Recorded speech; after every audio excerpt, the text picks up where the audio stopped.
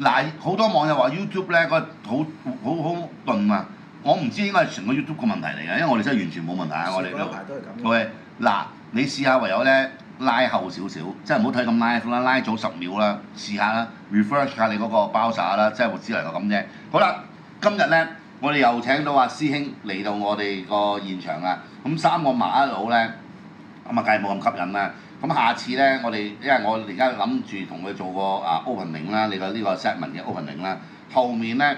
咁我哋都要換啲 backdrop 嘅，咁人哋望入嚟啊吸引啲啦，即係譬如我哋換啲桑拿浴室啊咁嗰啲，或者後邊整張豬肉台啊，咁樣咧都會 OK 嘅。OK，好啦，咁師兄係何許人也咧？咁有啲冇聽過我哋上個禮拜嘅節目咧，咁話我哋輕輕介紹啦。你係一個脊醫啦，係澳洲脊醫，澳洲脊醫啦，你係一個叫做正骨師啦，係咪啊？嗯。正骨即係拍骨啊，我哋所謂嘅。香港嘅拍骨。係啊，嗱，但係其實拍骨同脊醫係兩件事嚟㗎。其實同一樣嘢嘅，只不過個香港叫拍骨落骨，大陸叫正骨，係啦，或者個台灣都叫正骨，日本叫整復，歐洲嚟講叫 chiropractor。OK， 就都係同一樣嘢，就係脊醫啦，其實。係啊。咁但係如果你話而家有時我見到馬來西亞或者而家香港有啲人同人正骨嗰啲咧，但係佢又冇佢未必係脊醫喎，又咁講喎，你明我意思啊？大部分都唔係。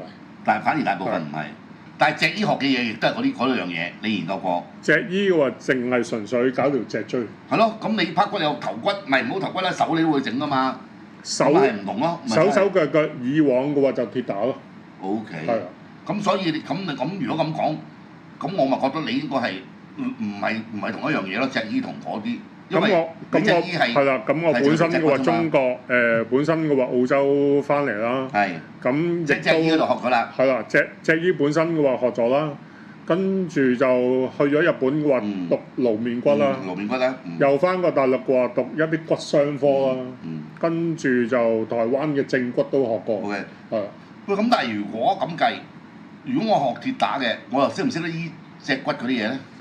脊骨嘅話，通常關節會比較多，但係佢話鐵打大多數都係夫人。OK，好啦，咁顱面骨你喺日本讀咗幾耐咁樣？顱面骨讀咗半年。OK，咁正你瞓喺度，淨係你上次冇調面骨，未調，淨係調佢後面個圓圈。但係佢話佢尖咗咯喎塊面。因為我上次話幫佢鬆咗嗰一組嘅顏面神經。係得嘅，一次就已經見到少少嘢啦。係啦。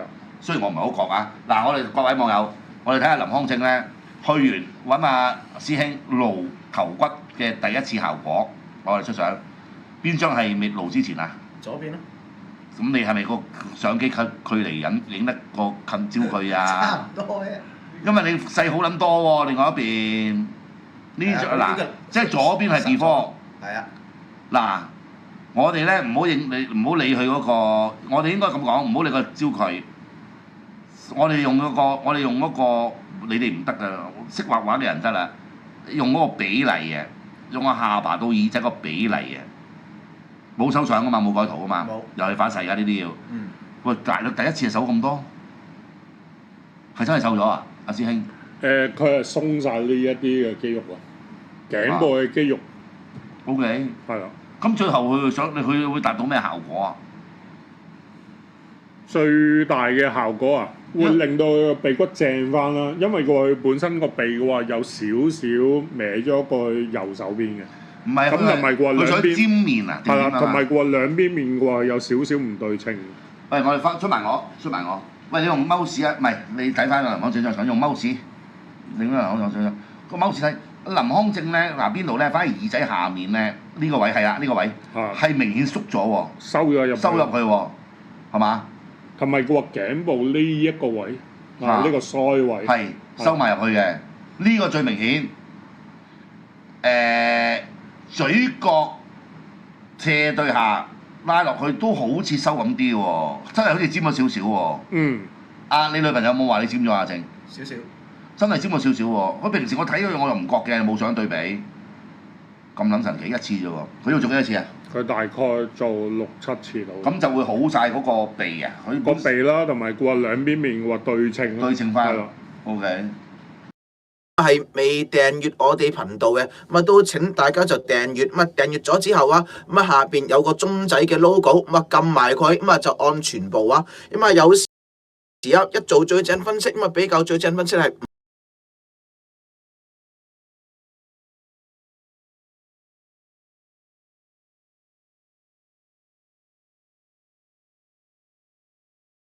唔定時嘅節目啊，咁啊 YouTube 會通知你或者有推播嘅啊，咁啊好啦，咁啊興啊嗱簡單啲一個師個興啦，19年臨床經驗，而家係咪仲19年啊？而家24年啦，你要改啦呢個嗱。結構治療師其實點解叫做結構治療師咧？結構治療簡單嚟講嘅話，咩為之結構？人體結構嘅話，所有嘅肌肉啦、軟組織啦、筋膜、神經、血管、內臟呢啲屬於結構。即係內臟都係屬於結構。係啦，等同於嘅話建築物一樣。OK，咁因為香港你唔能夠用醫生嚟咁樣啊。我冇入係啦，我冇入香港嘅註冊脊醫工會。如果入咗咧，你就可以 claim 自己係脊醫啦，係啦，即係都係醫生啦。OK，咁啊結構治療師，佢咁你話腸胃咁關你咩事啊？腸胃腸胃嘅話，其實嘅話條脊椎嘅話，每一節嘅話會影響我哋身體嘅話每一個部分，大概